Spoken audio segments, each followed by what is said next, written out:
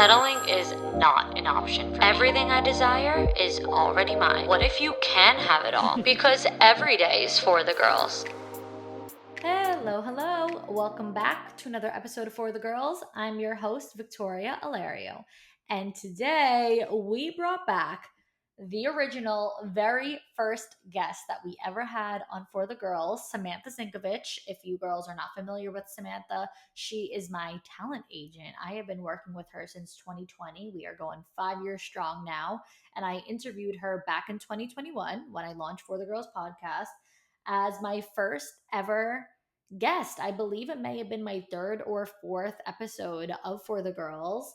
And her agency was not that it was brand new at the time. It was, a couple years in at that point, but she might have started 2018, 2019, but it was like she was just at that point, like really beginning to take off, really beginning to grow. 2020, 2021 was where like she really saw growth for Zink Talent, which is the name of her agency. And now, I mean, she's 8 years into running the agency, and it is such an amazing business. She is such an amazing businesswoman and friend. I love Samantha. We always have so much to talk about. So there's a lot that we discuss in this episode.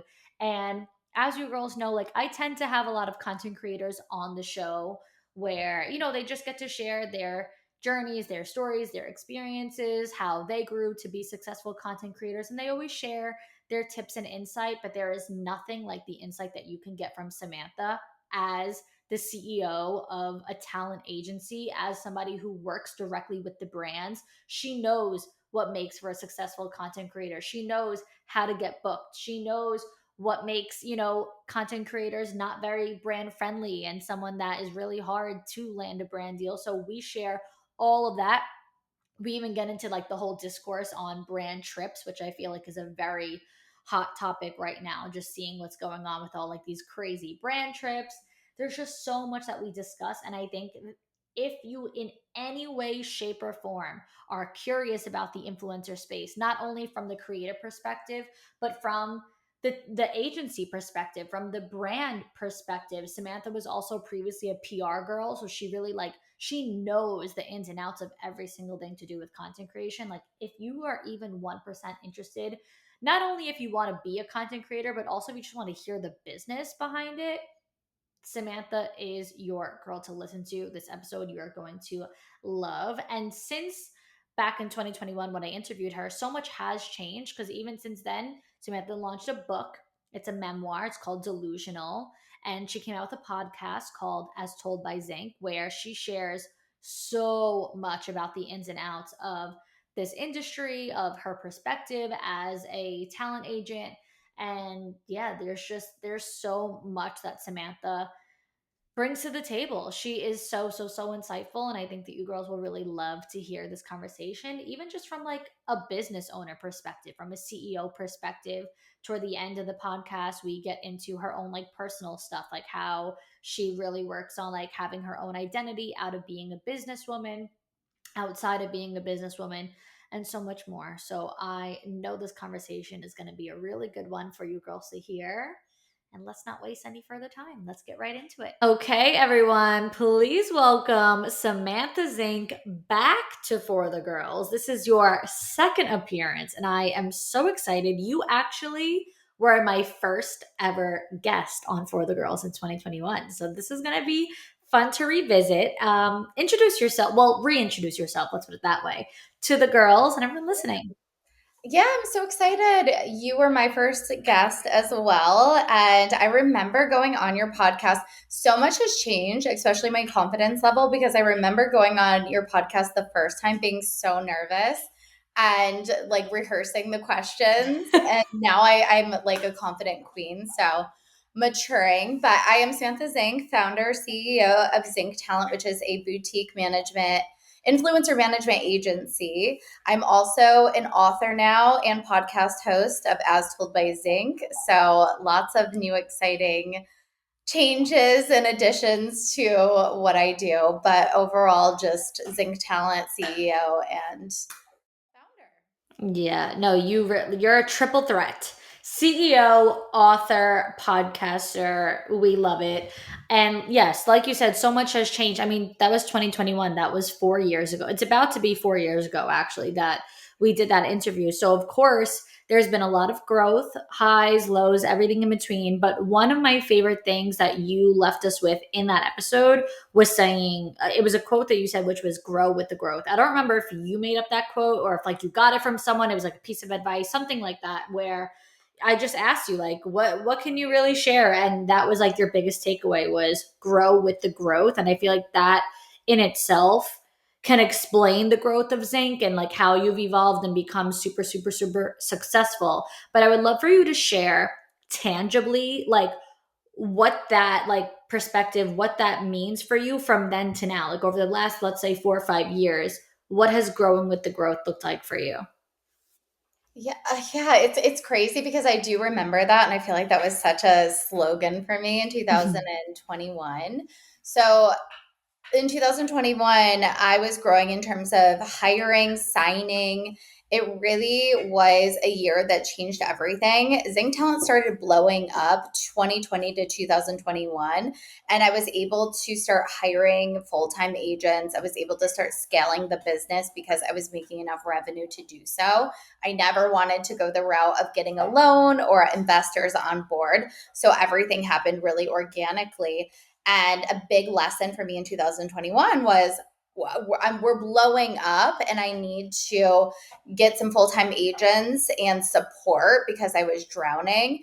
And it was a beautiful thing being able to hire and then seeing us grow even more. So a huge learning was, wow, okay, if we're growing, if we're blowing up, if we're signing a lot of creators, as I'm hiring, we're growing more, and it worked so well. Now, 4 years later, things are looking a lot different because I'm not trying to scale the business in terms of adding to the team. I think I really found my sweet spot being a boutique agency. That was always the goal. I never wanted to get to be a large agency and lose sight of, my why and my mission statement. I love being a close knit family. So having less than 10 employees or around 10 employees is such a good spot for me. So, and having, being capped at 60 something creators is a sweet spot for me. While the employees and the creators don't look the same as they did in 2021, I don't have that mindset of being like, I need to grow and keep up with the growth.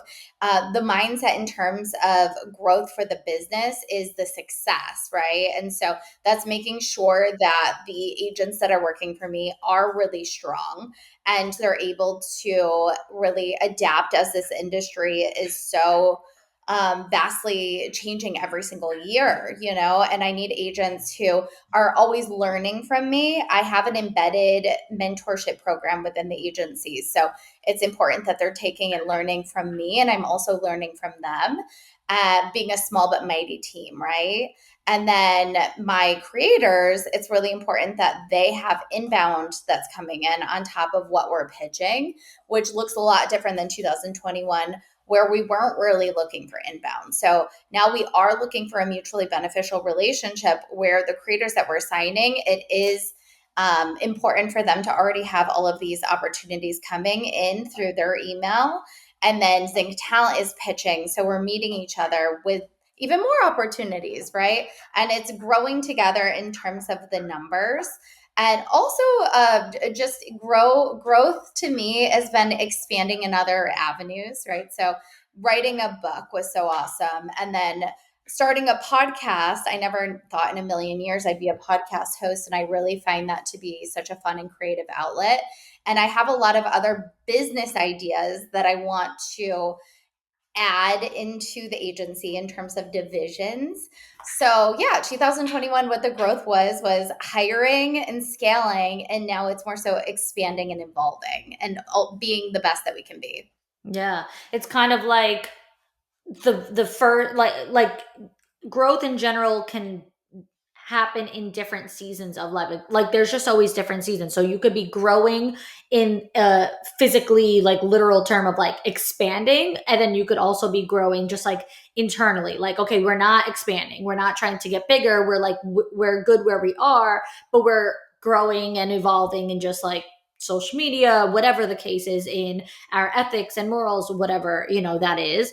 And even like you just said, like in the past, like there were certain things that you didn't look for. And like now today, there are certain things that you look for, which I also think is probably important to like have that like growth mindset, because social media is constantly evolving. Like back when we did that first like podcast 2021, like I wasn't even on TikTok yet. I don't even think you were utilizing TikTok. Like I remember 2022 when I started TikTok, I feel like I remember bringing it to you and being like, I have this profile where I'm getting a lot of views. Like, can you do something with this? And you being like, we're Instagram people. Like, we don't do this TikTok thing yet. And then, of course, like, it really started to grow for everyone from there. And I feel like so many creators came out of the woodworks that were never Instagram people that started on TikTok. So, like, I just feel in general, it's like, it's kind of like you have to have eyes everywhere, because there's just things that are constantly coming out of like nowhere, honestly. Yeah, no, I do remember that because it took a long time for brands to even put marketing dollars into TikTok because it was so different than Instagram. Instagram, you can track those metrics, you can embed links. In the beginning of TikTok, it was like, oh, you post and people are posting 5 times a day. It's just getting pushed down the feed. We can't track success. So they're like, this is a scary place. I'm not trying to put money into it.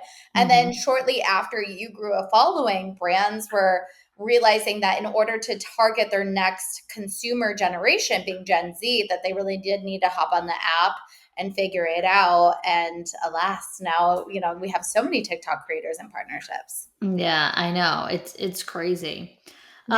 So speaking of, growth and everything that we're talking about, how do you really measure whether it be growth in general or like success? Like what is your method to measuring the success of Zinc on whether it's a yearly basis, or maybe if you do it like quarterly, like what does that look like for you? Do you focus on revenue? Do you focus on how many creators came on board, or like how many brand deals like were secured? Like what does that look like on the agency side?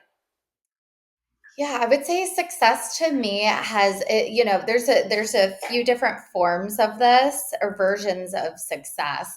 As a business owner, first and foremost, I just want to make sure that my team is good. I have to take care of them in so many different ways, right? Mhm. I mean, they're to making sure that they're making money and that, their 401k, all their benefits, their time off, work-life balance. So there's so much that comes into play in terms of my team and then also my clients, my creators.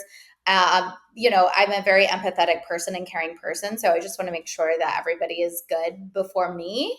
And I think every business owner needs to have that like mentality and mindset and not be so like money driven, because at the end of the day, you are taking care of people. And that's a scary, scary thing, truly.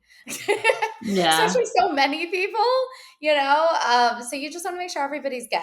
And then another way that I'm just, I guess measuring success is revenue. And something that I've learned throughout the years, I've been in business now for 8 years, that I do realize that there are some really strong years and there's some really low years. And that revenue is all over the place. And being commission based, it's like you don't know what year you're going to get. Things pop up that we really can't help, like the TikTok ban. And then people were nervous about putting money into TikTok for a while, or things popping up with politics or just anything happening in the world. It really does affect our industry and our revenue streams, or representing influencers that were of the moment and doing everything really well in 2020, 2021 and not evolving. So we're not able to market them well. There's a few different things that like come into play, but yeah, success at the end of the day, running a business, you have to make sure that your revenue is going up, but you also have to go with like the ebbs and flows of it all and realize that you're going to have really strong years and strong months, and you're going to have some low ones and weak ones, and that's okay. And talking to other business owners, you realize that that's just part of the nature, and you got to go with it. You Yeah. have to just sort of like stay resilient and strong through it all, and realize like you're in business for a reason, and that it's not always going to be like up and everything going well, you're going to have to deal with losses and gains, and there's a lot that comes into it. But business owners have to be strong and understand that, the universe gave them this role for a reason. Yeah. I don't know why this just kind of like triggered the thought for me. Have you ever heard like people say that in the summer, like things just slow down? Like what, like do you, yeah, okay. So like what would be like, do you have like a mindset like tip, or like do you say, yeah, it's true, in summer it slows down? Or are you like, no, I'm not falling for that. Like we can make anything happen at any time. Cause I feel like people always say like, expect the summer to be slow, and then like things pick back up for the holidays. Like, but I also feel like there's people doing the damn thing all the time. So what's like, how do you like navigate that? Or like if somebody came to you being like, I'm struggling because of this, it's a summer, like what kind of like advice would you give them? Yeah, I see that. As a business owner, I see that the summers are slow. Everybody's heading to Europe. This is when people are using their PTO. So on the brand side and also our side, I mean, I think all of my agents have had PTO this summer because of traveling. And we have summer Fridays. So across the industry, summer Fridays, a lot of people get off at 1 or 3 p.m. And I think that with the summer being slower, we just have to celebrate it. I used to really push back because obviously, as a business owner, you want to make sure like your money is going to people who are working hard all the time. But then you have to really shift that mindset and realize like, these are people in their 20s just trying to enjoy life. And while we're hustling majority of the year, let them have a few months to enjoy the summer. Because if you let people really enjoy their summer and like get out there and travel and not be so work focused, then they're going to perform 110% the rest of the year. But if you have them being workhorses all 12 months and they can't really like enjoy life or experience life, then you're going to have people resenting you and not being 110% throughout the rest of the year. So I've really learned to let people enjoy it. And I think that I also need to have that advice too of like, it's summer. I should be able to take off and enjoy and travel because we shouldn't be working our lives away. It's beautiful. Europe is beautiful. The weather is nice. Go outside.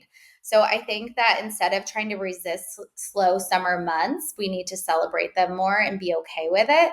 And in terms of people really feeling that they're affected money wise, I guess income wise from that being a creator, then I do think that it's up to that creator to have multiple streams of income on their own, so that when there are some slower months being like, and I think even in between quarters are a little slow too when budget runs out, that they have these other streams of income so they're not stressing out. You cannot be relying on collaborations 100% because again, we have like payments come in up to like 90 days from the post date. Some payments are late. So you want to make sure that if you are a content creator to have longevity in this industry and career, that you are doing other things like you have Shop My, LTK, maybe you have a business of your own, maybe you have a podcast. I don't know what it is, but do not be relying on collaborations 100%. Yeah. Yeah, that's so true. I feel like all of those little things, like, like you said, the like to know it, the Shop My, even like the Amazon storefront, like it could just keep you afloat. Like it could just keep you like still even relevant, because that's another thing too. Like I feel like a lot of creators that I see, like they actually don't post on a daily basis. And then they just like pop out with a brand deal every now and then. And it's like, if you look at their page, there's hardly like organic like outfits, like real life things that they're doing, and like throwing photos in there. So it's like I feel like actually not only is it good just to like keep it, keep money coming in, but even just like in terms of building your own personal brand, like post real life things that you're doing, post real life outfits that you wore and places that you went in between those brand deals, instead of just like popping out every now and then with like a sponsored, because I can't imagine that performs well for a brand, you just like showing up every now and then with like a sponsored post. I hate that too. It's like, yeah, where they don't have organic content and you're just seeing deals. It's like, obviously, that's not authentic. And Yeah. I do have creators that I represent that have not a lot, but some creators really do get to that point. And all I have to say is it's just burnout at its finest. They're over it. Yeah. Content. I say this all the time. I'm one of the most transparent people that you'll meet in this industry. I've seen it all. I can speak to it all. Content creators, like people think that their life is so glamorous. Pushing out content every single hour of every single day and not having a breather and having brand deals that you don't even have creative control, you resent this industry and you don't want to create content anymore. And also, like, just all the negativity online, like think of all those large TikTokers from 2020, like Charlie Addison, like Dixie. When do they ever even post TikToks anymore? They No, they're resent. gone. Yeah. And that happens with any sort of creator. You just kind of get to a place where, but they have to have brand deals to survive because they don't Yeah. have a job. So yeah, people just get burnout really bad. Yeah, no, it's so true. It really is. But actually, speaking on that, booking brand deals and sharing the organic content, you and I just very briefly touched on this when we were just texting. And I'm glad that we didn't like fully get into the conversation because I would love to have the conversation like in full here. Where what I was saying was, I often have content creators on the podcast and I often have them share their success stories and their advice and their tips and tricks where it's like, here's a proven method, here's a proven system, this is what I did, I recommend you do it. Now you on the other end, you're not, I mean, yes, you're a creator of course, but that's not your job, you're not a content creator, you're on the agency side, you're working directly with the brands, you're the one that's actually taking talent on, signing the talent, and then booking them. So I would love for you to share from that lens, like what, first of all, what you look for in terms of signing talent, like what metrics or even aesthetics, just anything in general, that do you find important that you could say, okay, this is someone that I could work with. And then fast forward to like, now you have this person, you're working with them, what do brands look for and what makes someone easy to book, and then what makes someone like hard to book where it's like, I just cannot get this person a paid ad. So a well-rounded question there, but just like your full insight on what you see from for content creators. Yeah. So part one of what do I look for when I'm signing a creator? It's changed so much since 2021 because the industry's changed so much. So this year, last year I was really honing in on micro creators. I feel like they were having a moment, and I loved micro creators because they had a 9 to 5. They were able to, it just seemed really organic and authentic. And so they started blowing up on maybe TikTok or Instagram. And I saw that they had more growth to come. So I was like, you know what? Let me sign these micro creators. And they aligned with like what the budgets were looking like last year. Then this year, I'm not looking for micro creators. I am looking for somebody because budgets are a lot better this year than they were last year. So I am looking for somebody who's a mid-sized creator. And what does that mean? Anywhere from like 200,000 to 400,000, because again, I think that if you're so macro and your rates are really high, a lot of brands cannot meet those rates right now. Like their budgets are in that like middle sweet spot. So just to make it like what you said, what is success to you? Obviously, part of it is revenue. So if I signed all these micro creators, like the budgets are reflecting that. So I am now pivoting and going to mid-sized creators, anywhere maybe 100,000 to 400,000. That's good for me.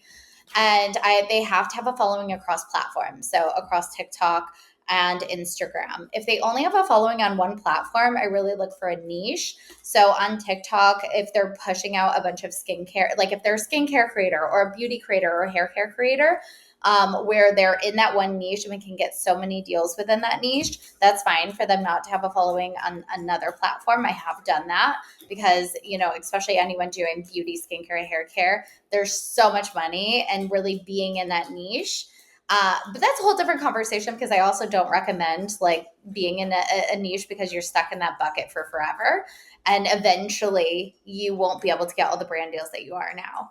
But I am looking for a following across platforms. If you have one platform that you really have a niche, I am looking for somebody who's already getting brand deals on their own. So they're having a revenue stream coming inbound, not from them pitching, but inbound with brands reaching out to them, because I want to make sure that they're able to bring value to Zink talent.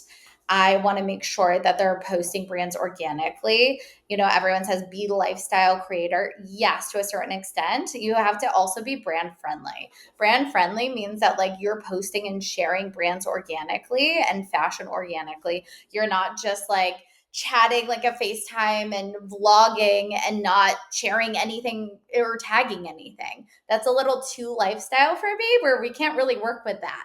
You have to be lifestyle, meaning that you're posting across all of these different buckets and niches. However, but you're still showing your favorite products and brands and stuff like that, and you're acting as an influencer. I want somebody who is taking it as a business. This isn't like for fun. They really do have to, if they want to work with me, I want to make sure that like they're dedicated, like we're dedicated. I don't want them just like traveling all over and not taking it seriously and missing deadlines. Like they have to come in with a level of professionalism to make sure that we're able to do our job well and we are represented well when speaking with these brands. If it's somebody who really isn't taking this career seriously and they're missing deadlines, that is reflected on us and brands won't want to continue working with us. So I have to like, and I get that vibe from them, just from an intro call, I know who's ready to work, right? I know who is passionate. And if somebody isn't taking it seriously, I'm like, oh, I don't know if it's the best fit.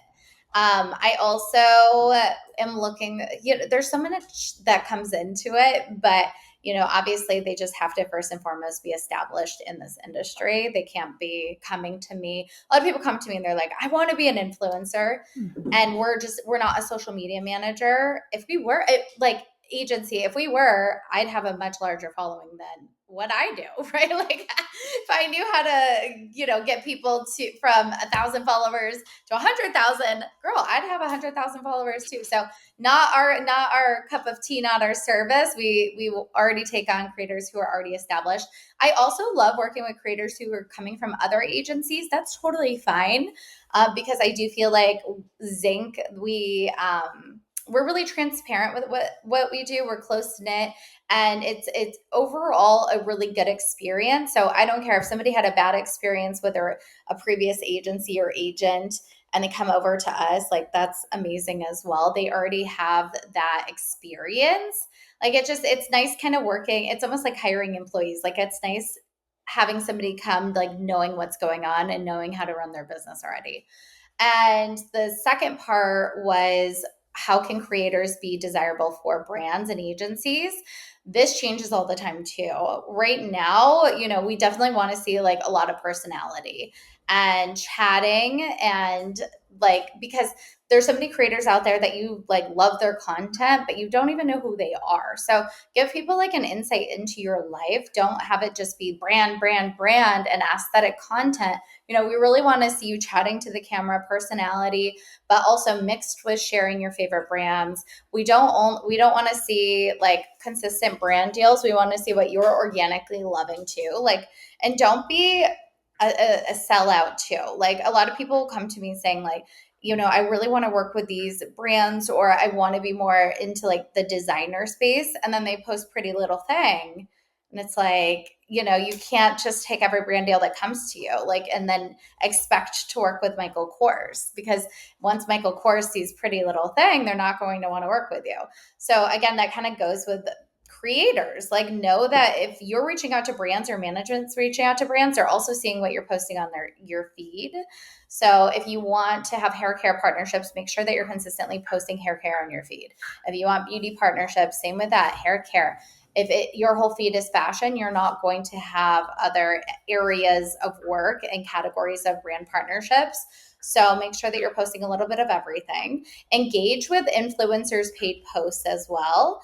So if you follow creators and they have a Charlotte Tilbury ad, I want you then to comment on that post and say, I love Charlotte Tilbury's XYZ, and tag Charlotte Tilbury, because the brand is seeing that and they're going to check you out seeing that you're a creator. And then they're probably going to reach out to you to work with you because you're supporting the ad, you're sharing that you love the brand. And then once they go to your page and see you're a creator and they love your content and you're already posting beauty and maybe Charlotte Tilbury organically, a lot of brands will start coming to you. So engage with paid posts from fellow creators, your colleagues, if you will, engage on paid posts on Charlotte Tilbury or whatever the brand's Instagram and TikTok. Like, I want you blowing them up, showing support. And also, a little secret is brands are now, they have subscriptions where they're pulling all of the tags. So I want you to be posting all of your favorite brands organically and your dream brands. And I want you tagging them in the photo and the captions, because brands are then seeing those tags and reaching out to those creators. I want you to have your location in your bio. So, when there's events or anything like that, make sure that you have a location in your bio.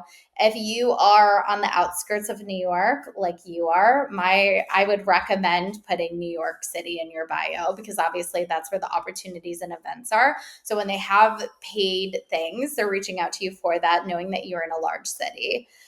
If you live in like the middle of nowhere, maybe you don't have to do that. But obviously, if you're in a large city, My nearest airport is yeah, like, but then also my advice to somebody who wants to be like a global creator, if you are wanting to work with US brands and you have a US audience, don't put Europe and Australia and Canada in your bio, because then the US brands won't want to work with you, even if you have a US audience. So maybe keep that like a little hush hush. Another thing too is that you're consistently posting. This is a job, act like it's a job, take it seriously, and that you're going to events, you're putting yourself out there, and you're building your own personal relationship with brands and agencies. You cannot rely on your management, because we're building relationships and we're a boutique agency, right? But like, we're building our relationships with these brands and agencies. But when we sit down for dinner with them, if I sit down at dinner with Michael Kors, I can't go through all 60 of my creators, it's up to you to go to that event and to shake hands with whoever is handling partnerships, or maybe go to your management and say, hey, I would love a day of meetings. Like, I want to have meetings in New York so I can meet my dream brands and put myself out there and build my relationships. So don't rely on your management for the relationships. They have those relationships, but in order for you to stand out, you need to be getting your face and your name out there as well. And that's also how you get invited to brand trips. That's like the number one question is like, how can I get invited to brand trips? Your management cannot pitch you to a brand trip, because we don't know when they have brand trips. When a brand creates a brand trip, guess what? When they're in that meeting room, they already have the lineup of the influencers. They're working with influencers of the moment. I have a lot to say on brand trips. I actually just dropped a hot take podcast episode on this. But I feel like we're losing the plot with brand trips, but that's a whole different story. But they work with influencers of the moment, and then they work with influencers who have built a personal relationship with that person, not the brand, the person handling the partnerships, whatever his or her name is. You got to schmooze them, because you're going to be top of mind for these trips and for partnerships and stuff. So I could go on forever, but there's so much strategy. You can't just like sit back and be like, my management's got this. Like, no, Right. You have to do your part too. And it's a saturated space. You got to stand out, my girl. Otherwise, like, you're going to get lost, and you're not going to be able to have longevity and keep up with the younger generations that are coming around. Yeah. See, first of all, there's so many things that you said in there that I have responses to. So I hope that I remember to get back to every single one, because I was like making bullet points in my head. I'm like, okay, I'll talk about that. I'll talk about that. But what just like the overall response in general is, those are very specific, tangible things that I feel like no one talks about. Like, that's why I needed to ask you that question, because creators don't know that stuff. And creators are like, just post every day, post 10 times a day. There's like a thing going on right now. There's like a challenge, like a 20 posts a day challenge right now, where it's like kind of going viral. One girl that like blew up her platform, like, everyone's like, oh my God, you grew so fast. She might have hit like 500,000, a million followers in like a couple months, honestly. And, her video came out being like, well, I posted 20 videos a day. And like, that was that. And so now that's the thing that's happening on TikTok. It's like 20 video a day challenge. Like, these people are like, if she did it, like, that's going to be the reality for me. And the reality is, you click on someone's page and it's like the 20 videos a day, and it's like 30 views, 100 views, 90 views. Like, if first of all, if what you're putting out is not good content, if it's not quality content, it doesn't matter if you post 50 times in a day. Like, no one needs to see like a video of your dog running around your backyard. Like, post something worth talking about, worth liking and reposting and sharing and whatever. So that I is a like horrible trend, by the way. That's not I it. don't even have the time. Who has the time in the day to be posting 20 videos a day? I mean, I guess in the very technical sense, it's physically possible, but that's if you're doing nothing else in your day. Like, I mean, I would like a bathroom break at some point. I don't know if that's Well, I'm just allowed, saying but that's not going to give creators the success that they're looking for. It's not, and it's also gonna like F up all of your numbers because when brands, yeah, another thing I didn't touch on this, if you have a following on TikTok, brands don't look at your following, they look at your views. They need to views, be yeah, consistently high. You can't have 300, 4,000. Like they all need to be 4,000 or yeah, else your inconsistent views are a red flag to brands. So yeah, her doing that is just like no brand's gonna reach out because it's yeah. inconsistent views. Yeah, no, it's true, it's true. And it's like, sure, like at the end of the day, like if that worked for someone and she gained 1 million followers in 3 months, like I can understand the incentive to want to do it. 'Cause it's like, okay, if she did that, whatever. But at the end of the day, like there's so much more to it than just simply posting. You can post all day long. But like I love how literally like all of your tips right there were like hardly even about posting. Like it was like real things like what your bio should look like, how you should be connecting with the brand or the PR person, whoever it is. Like these are things that people need to know. It's funny because as you obviously know, I just went on my first little like overnight brand trip. I've been invited to 1 million events, but quite frankly, like a lot of the times they're just not worth me going into the city for. Yeah. And like this, it was an overnight thing. Like everything was taken care of.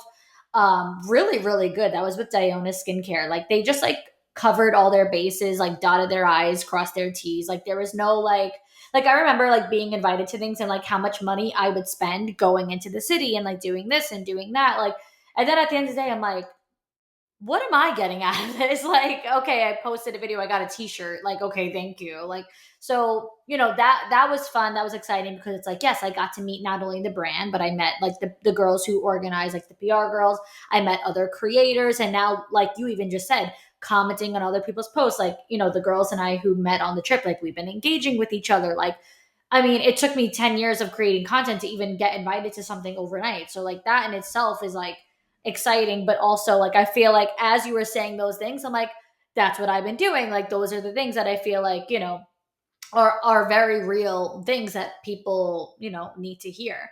Um, I would love to, before I say the other thing I was gonna say, I would love to hear, I know it's in your podcast, so everyone could get to your podcast, but what is like your main like hot take on these brand trips? Because now like we need to know. Girl, you don't have enough hours in this podcast. Yeah, just give us like the takeaway. Like, what's your big Okay, thing? so I thought that your brand trip that you went on was done well, right? I'm talking about these Waterboy and Jergens and these like larger brands that are all over our social media. We're losing the plot because at the end of the day, I want to like go back to 2017 and think about who pioneered these brand trips, right? It was Revolve. We all remember the Revolve trips. And the girls had to work. Like these girls were not drinking, these girls were not partying. They were literally going to, yes, beautiful destinations, but they were shooting so many Revolve looks over and because in order to get invited to the next one, because it was highly exclusive, right? Only the best of the best, the hottest of the hottest were invited on these trips. So you really had to sell every Revolve. Like that's why you kept seeing them linking. They're in the Bahamas, but they're in all these different outfits and link, link, link, link, link. If they're selling, they get invited to the next one.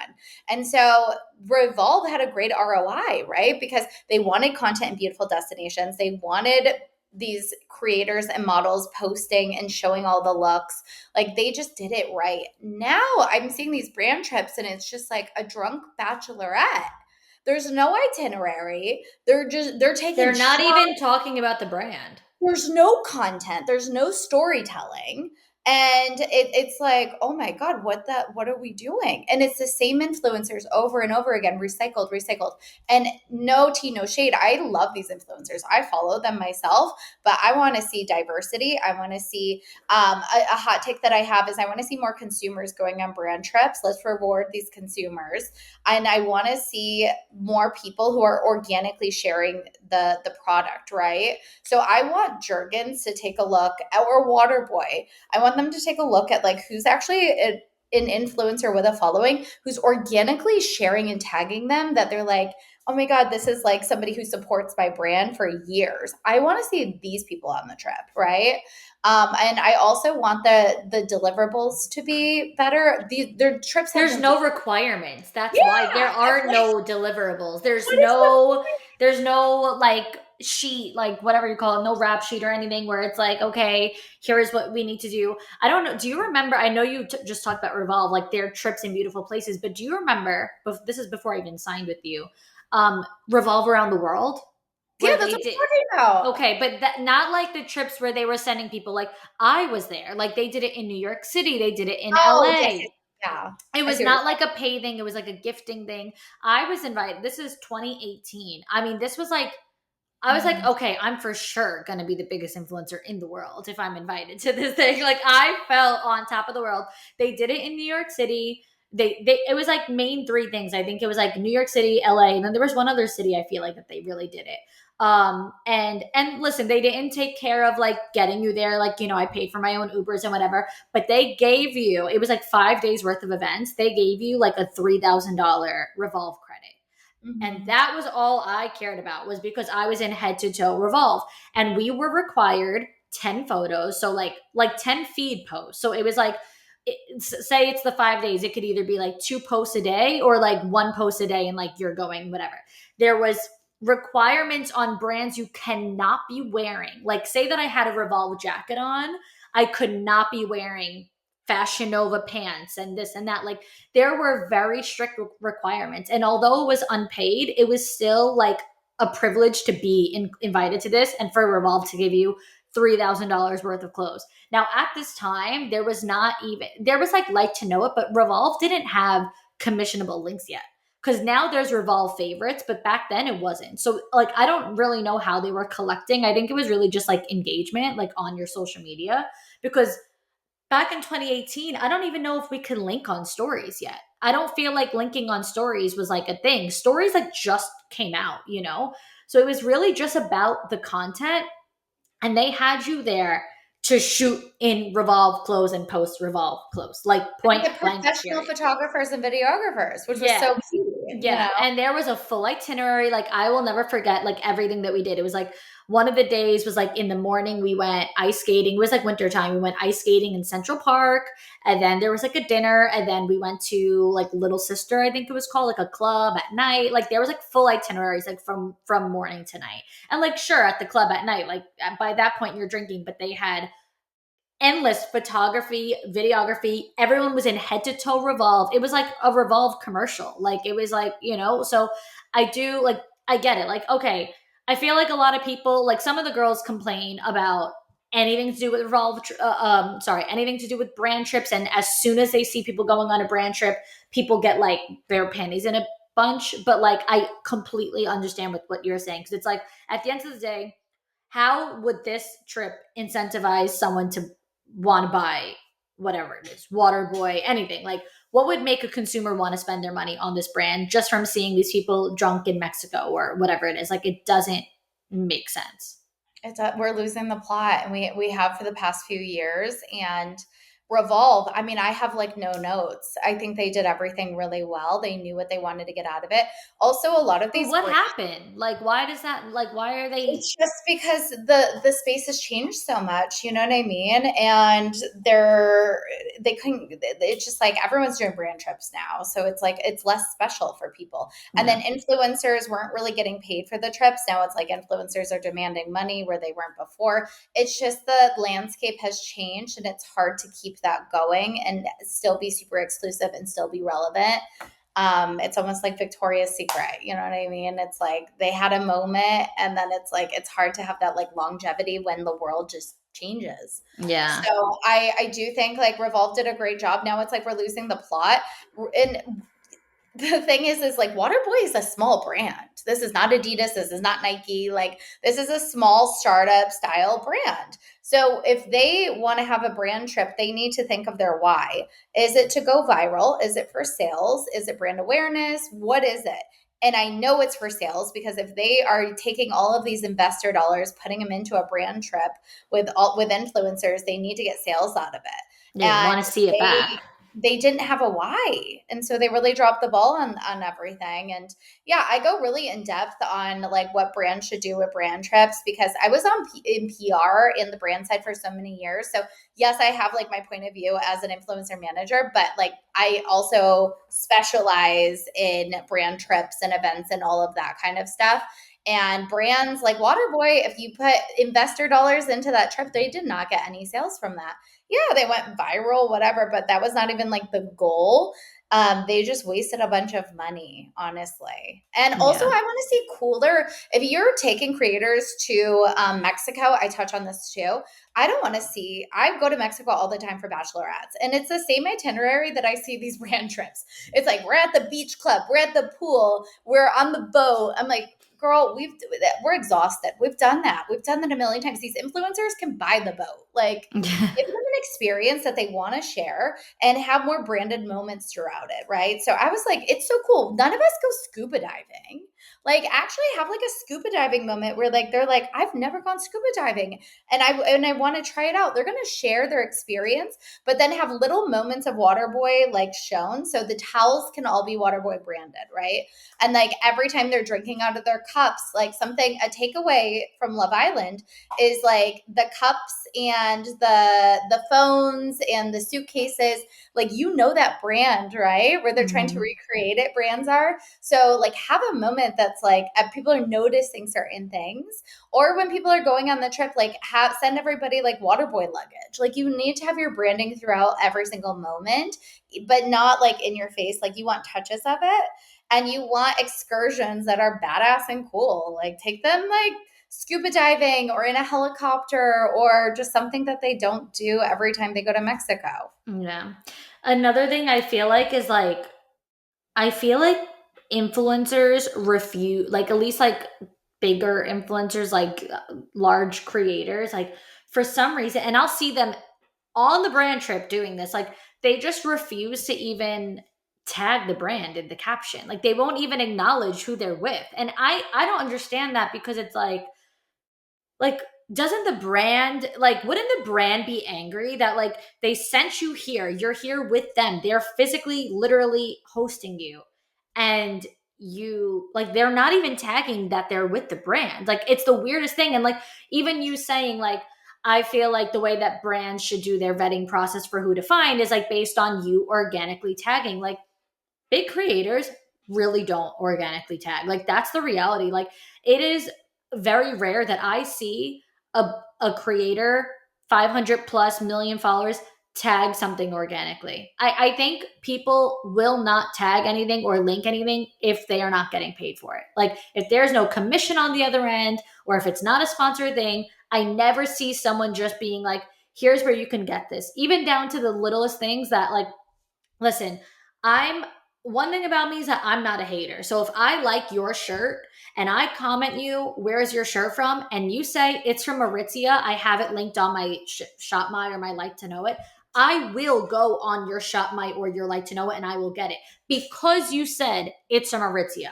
But if I said, where's your shirt from? And you say it's on my Like to Know It, now you can fuck off because answer the question. I didn't say, where can I find it? I asked you what the shirt is. So like, if you're going to gatekeep the brand because you won't even tell me it's from Aritzia because you're afraid I'll go on Aritzia's website and find it without going to your Like to Know It, then I have no respect for that. Like for me, it's like, I will shop your Shop My. I will give you the commission. But if I ask you where it's from, just tell me and then say, and you could find it in my Shop My. I do it all the time. When I link something and girls say, what's the brand? I will at the brand. It's from Meshki. I linked it in my LTK. You could find it there. Because yeah, sometimes, sure, I could say it's from Meshki, and then you go on the website and you're like, I can't find this dress. Where is it? So sure, it's on my Like to Know It for easy access. But a lot of people will not ever mention a brand unless they are guaranteed getting paid, getting something out of it. And it's like, there was even like, this was like, there was a lot of discourse. It was a big conversation when I think one girl made a video saying something like, because like people went off on her because she wore an outfit. It went viral. There were like thousands of comments of everyone asking where it's from. And she wasn't answering. And people were responding to those comments saying the brand. And she was deleting the comments and then blocking those people. So it like blew up. So then she made a follow up video being like, why, this is my job, so why should I do my job for free? If you want to know where it's from, get it from my bio. And like, to like a degree, I can understand the rationale, but I do not like, no, just tell somebody where your shirt is from. Like, it's super annoying. So I do feel like that's a big problem with brands. They can't find the big creators who are sharing organically because no one wants to share organically unless there's a check at the end of it. Oh yeah, and you don't need big creators for a brand trip. Yeah. Like at the end of the day, like everyone's kind of getting exhausted of seeing the same influencers in rotation on these trips. And yeah, they're not even posting the brand. What blew my mind is I literally saw that some creators went with Clarins to Europe, like right a few weeks back or something. And I had no idea because Yeah, I they didn't see that. basically were just saying we're in Europe. They didn't say we're in Europe with Clarins. I like caught a small tag somewhere hidden. And then I did my research and I looked into Clarins and I'm like, Clarins literally flew out macro creators for I don't even know what. I don't see any content on it. I don't see any tags. Like what is What's the like point? I just think that the influencers are in Europe having fun because that's how they're posting. And it's we're losing the plot. I don't know what's going on with PR agencies, but like I'm available to like go in and help y'all out because I feel like we're just throwing money at a wall right now and you guys are And all nothing is sticking. nothing is sticking. I feel like how are people not understanding how to do a brand trip? It's a work trip. It is not for funsies. It is a work trip. You need to have you need to have branding moments, professional photographers, videographers. They don't even have photographers anymore. They're literally just bringing the social media manager with her iPhone. Yeah. Like And they're just like hoping that everyone makes content out of it. It's like, and they're just using they're using trending audios. Like trending audio isn't going to sell your what? Stop it. Just stop it. Yeah, I'm sick of seeing and also I want to see something out of the box. I keep seeing the same damn brand trip. Like, why don't you get your PR team together and say, how, if you want to like ruffle some feathers, you can, but use your mind. Yeah. Like put together like a cool brand trip, not just like the same like we're exhausted, guys. Yeah. I feel like the brand trips are becoming a little too catered to TikTok, like the trending audios. Like, we're not even getting a feed post. Like, people aren't even taking a selfie and posting that they were just with Claire. First of all, I didn't even see one. When we got off, you could tell me who was there. I didn't even see one. And I'm sure I know these creators did not see one of them with Clarence.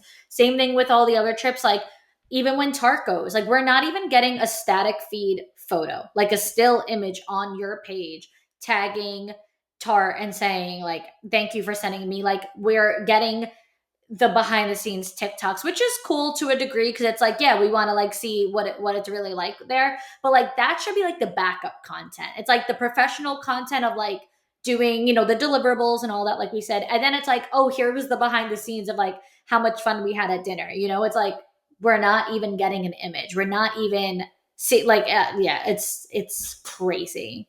It's a waste of money, and then these brands have no budget for an actual sponsored post. Well, that's why. But like a brand like Waterboy is too small, relying on investor. And I don't know this for sure, so I don't want to say they have investors, but I have a pretty good idea, And like they need to just be careful where they put that money. I've seen too many brands end up like going bankrupt and not being able to make it because they don't know how to even have like influencer campaigns. They're just working with their favorite influencers who aren't even a fit and just throwing money out, and then they go bankrupt and they're like, I don't know what happened. Well, you have no strategy. Yeah. For anything. I can tell you what happened. Yeah, I'm like, am I the only one with a brain around here anymore? I'm like, what is going on? No, it's true. It's true. It pains my soul as like an empath because I'm like, I genuinely feel bad. I You know? know. I know. It's a hard watch. Before I forget this thought, this was another thing when you gave your whole spiel and I was like, wait, I'm making notes. This was the one other thing that like I really wanted to go back to, which was even just like a personal thing that I'm like, yeah, that's exactly it. You said like what makes, someone bookable, like makes brands want to work with someone, like, seeing more brand friendly, tagging the clothes, tagging the hair, tagging the skin, whatever, and not just FaceTime style content, just like talking to the camera, which is like essentially how I built my TikTok following. And I feel like one thing that I've really just like obviously become aware of over the years from like starting TikTok to now is like, my views aren't as high as they once were. And it's because I really tried to pivot from just doing sitting talking style videos, which like I always try to incorporate every now and then. And like, I could always get better at like, yeah, I could still sit and talk and share my story while like doing my makeup or while doing my hair. So this way it's like I'm kind of like killing two birds with one stone.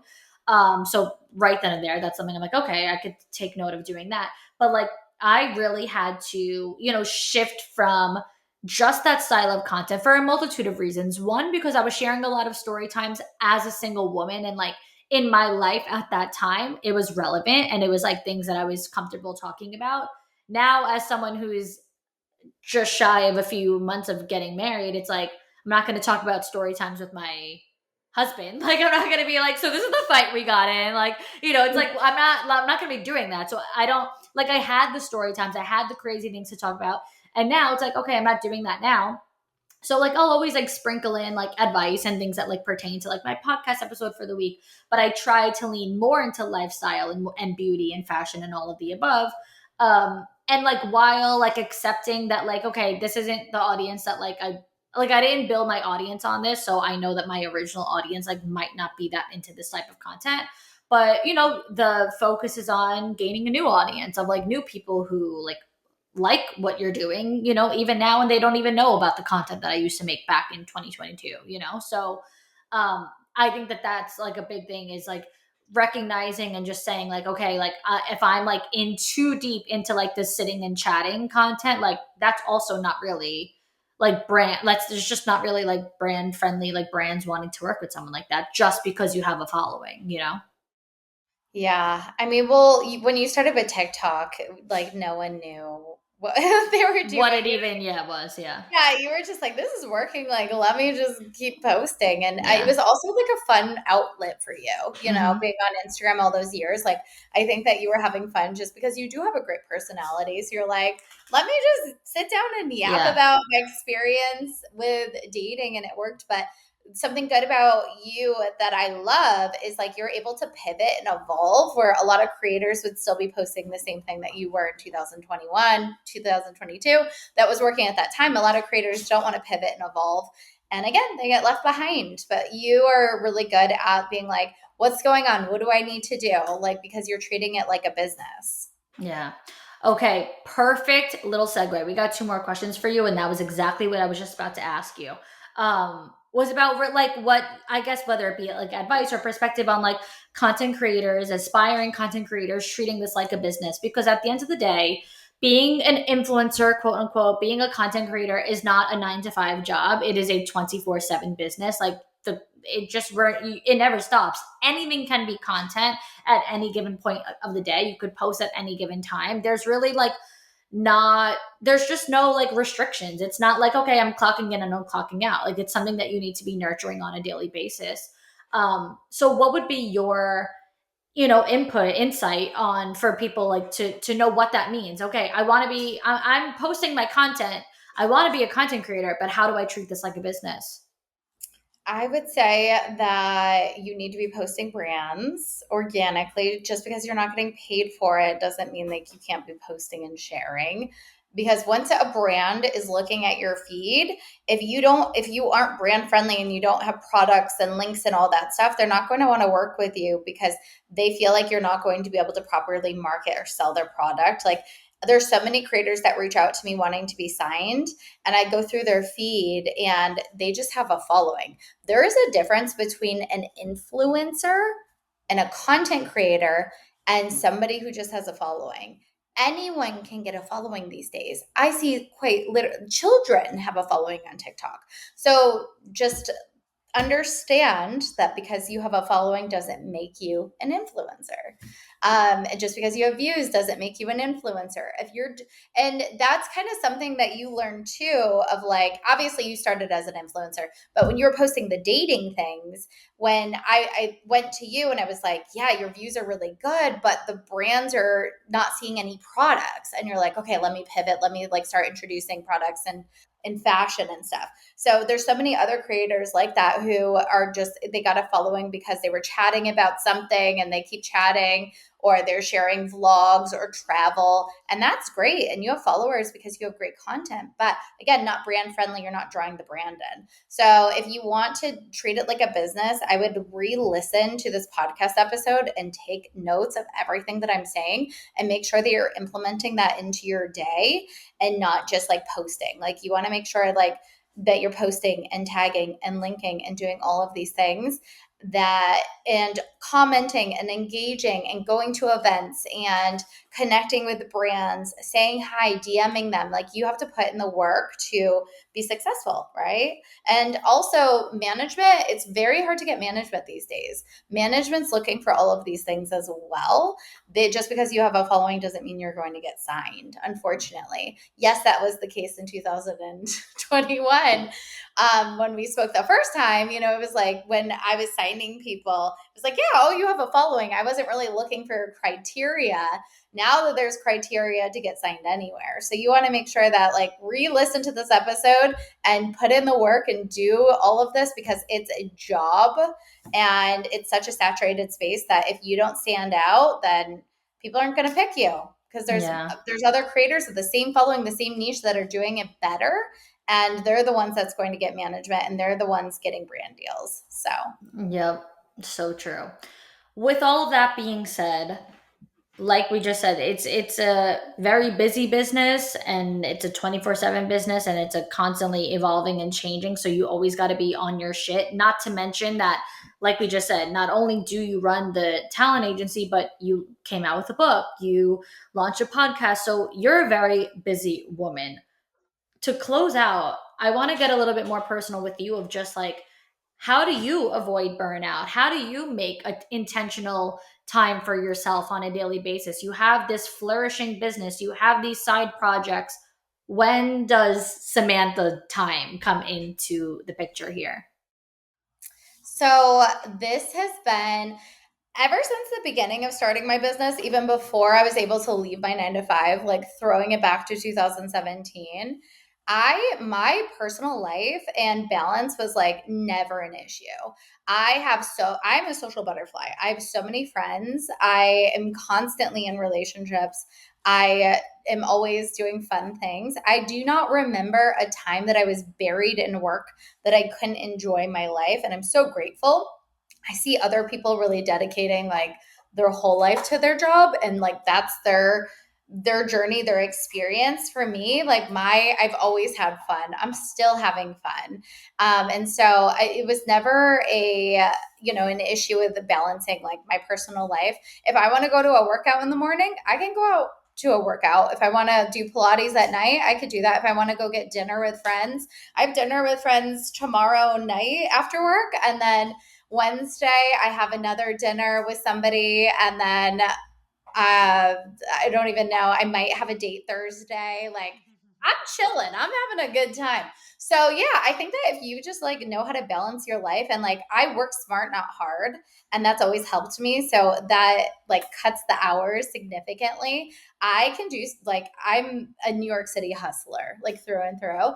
I can do like 24 hours of work in a couple hours. Like I'm really good at that. I don't overthink things. Like I'm very confident with myself and my work. And so anything that I'm doing, it's quick, it's fast. I'm working smart, not hard. But with that, we do sell our soul to the business, right? So like a new journey that I am on is really like finding my identity outside of the business, which is, I didn't realize until recently that I lost my identity to the business. I've been doing this for 8 years, which is crazy. And in the beginning of a business, especially a successful one, you are pouring everything into it, right? Like it's so awesome seeing something grow and being successful at your craft and making money and having the recognition, right? And so I just started becoming Zinc talent, and Zinc talent was becoming me. And it's really hard to explain, especially if somebody has not gone through this.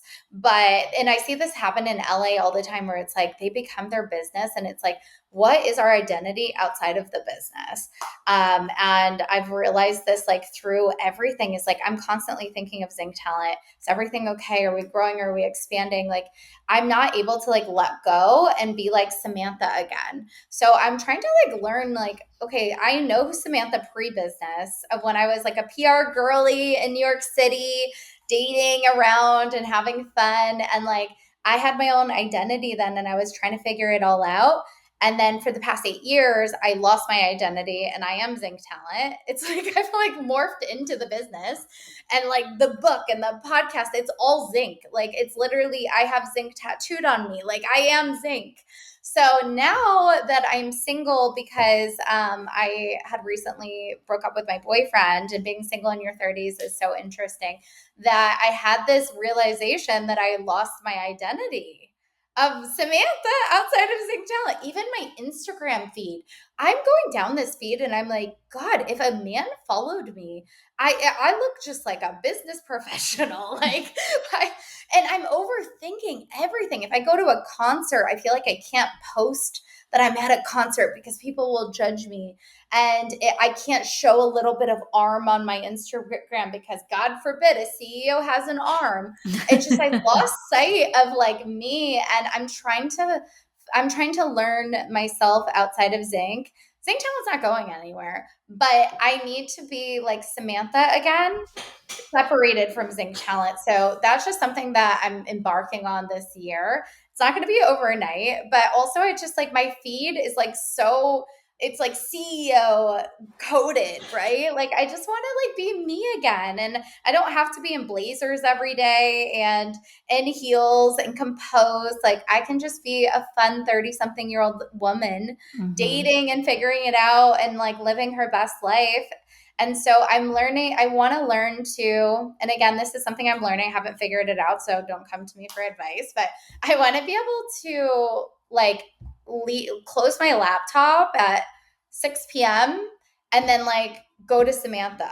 Like I want to kind of, and I feel like you do this really well of like being able to have, because you really know your feminine energy and how to like separate that from your masculine energy. I do think that you're very masculine in your profession. And then when Joe comes home and you're cooking for him and like you're really like Victoria, you know? And so I don't know how to do that, and I'm learning. And so I also have not taken a day off in 8 years. No, not even lying. And I thought that was like cool. That's not fucking cool. Like I need to like vacation. Like I would vacation being on my laptop working like East Coast hours in Europe. That's sick. So I my advice to people is like, I lost myself to my business for so many years, and I lost sight of myself and my identity. And it's not cool to work your life away, because I have missed out on so many things. Like maybe I'd be married with kids right now if I didn't like sell my soul to my business. Who knows? So I'm just trying to like really not separate it because I hate that word, but I'm trying to find Samantha again. And I think it's such a beautiful thing, and better late than never, right? So I think any entrepreneur out there, like, yeah, it's so fun in the beginning, but like also don't lose sight of yourself through it all.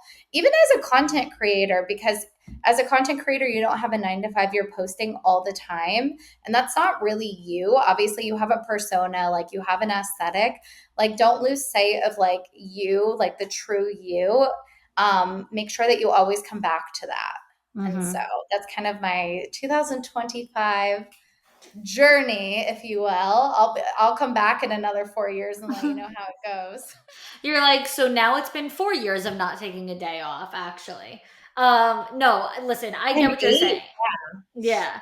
So I get what you're saying, because you're like, I don't like that verbiage of like, I want to separate the two and like, have these two isolated personas where it's like I work by day and I, do this by night. It's like, it's really just, I feel like, about prioritizing like things that you actually like, okay, you're prioritizing having fun, where you're like, I'm getting dinner and whatever, but it's like the things that make you are separate. So whether it's like hobbies, like anything, just like anything that you are like, oh, I do this for me. Like, you could do it solo, completely by yourself. It has nothing to do with getting dinner with friends. It's like, this is just something that I spend time doing because I enjoy doing this thing. Like, those are the little pockets of time where you're like just being Samantha, because you're like literally just doing it for you because you enjoy it. Like, there's no monetary compensation out of it. It's not because like, your friends want to do it, like whatever the case is. It's literally just Samantha time, like for me, that might be like literally just taking a nap. Like I have my things that like, I just like always love to do and like incorporate into my day on a daily basis. And I feel like that's when you're able to just like say, oh, wait, I don't have to separate. It's not like, okay, 9 to 5, this is who I am. And then 5 to 9, this is who I am. It's just incorporating and finding the little pockets of time where you're like, no, I love to do whatever it is. And I incorporate that always in my life, Oh yeah, and it's like a mental thing too. It's like, yes, like your hobbies and your interests, but it was like it's very mental for me, and I feel everything so deeply too. Of like, when you're running a business, there's so many highs and lows, and it really does affect your mental health. And I just want to. I've poured so much into this business, and it's been 8 years, and like now it's time for me to like take a step back and like pour into Samantha again. And yeah, I mean, like part of it is interest and hobbies, but a huge part is like my mental and my personality and my identity. And it's like I'm constantly thinking of the company and texting people, and I don't have boundaries, and I don't like I don't take time off. I don't reset, and I need to I just want to be like this fun loving girly girl and like separate and like realize that the company is not going to burn down, like it's okay. So yeah, there's layers to it. Yeah. It's very deep. It's very personal, but I'm glad that I found this out now before I'm a mom, because I do think that if I still had the same mentality when I was a mom, I would be a very absent mother. And that, that really saddens me. So I'm glad that like I can discover this now and make the changes that I need to do before I have somebody that I'm taking care of, and that I really need to pour myself into them. Yeah. No, it's so true. It's like, I'm just a girl. Like, I want to just be a girl. Like, I could actually literally just be a girl. Like, that's the best news I've ever heard. I love that. Yeah, I'm like, damn, I want to, and it's okay to be taken care of. Like, I take care of everyone all the time. And it's like, I really want to find a partner that takes care of me. And then I don't have to be like this, like masculine business owner all the time. I'm now dating, and it's the funniest thing because I won't even talk about work. Like, yes, I need to ask what he does for work, but like old Samantha, I'd be like, I'm a female founder. I have a podcast. I wrote a book. I'm badass, because it was like all I knew. But now I'm just like, so like, what do you do on weekends? Like, what do you do for fun around here? Like, I remember like the first couple months of like dating Joe, like saying to him one day, like, do you know what I do for work? Like, he was like, no, people ask me all the time. And he's like, and I just say like, she just like posts on like online. I'm like, okay, way to make me sound like I do like OnlyFans or something. Like, post. Like, no shade, but like, just to be like, yeah, she just like posts stuff online. I'm like, what the hell? Like, no. Yeah, we never talked about that. Like, I don't, and like, the funny thing is like, you actually don't have to. Like, you think that you have to, because when you're so immersed in like your job, and it's like, listen, I love what I do. I'm proud of what I do. I'm passionate about what I do. Like, you think you have to lead with that, when in reality, like when you actually discover like, oh, this is my business. This is not me, my identity. This is my business. This is a thing. This is not me as a human being and like my heart and soul. Then it's like, oh my God, there's a whole other person in here. Like, and then you're like unraveling, like, and then you can lead with just you. And it's like, oh yeah, and I also have this badass, multi-million dollar business. Like, yeah, well, yeah, what about it? Like, oh, Yeah. you have a question? Well, women, okay, because there's a difference. Like men want a driven and ambitious woman, right? But they don't want to sit there and talk about stocks and bonds with you. Yeah. Like there's a difference. They want to Yeah. make sure, and you can be ambitious and driven. Like if you're, taking care of yourself. Like if you're like, oh yeah, I'm working. I'm always challenging myself in every area of work. Love doing for my mental health and like physical. I am going to like workouts and then I love reading. Like being ambitious and driven can like fall into all these categories. It Yeah. doesn't mean that you're a CEO. Yeah. When you say like, see, they don't want to be with somebody who's going to be an absent mother and that is not going to give them attention because they're a CEO. So know the difference. Like men don't want somebody who's like dedicated to their job, like 100%. They don't have time for other areas. They want just a woman who takes care of herself and like she's not just like coasting through life. Yep. No, it's so true. It really is so true. We're learning. She's Yeah, learning. yeah, and that is the perfect message to end this with. I had so much fun having this conversation with you. You and I can chat for hours and hours and hours and hours. I'm pretty sure when we did your podcast, we like stayed even after we finished recording, we stayed on for like another 2 hours.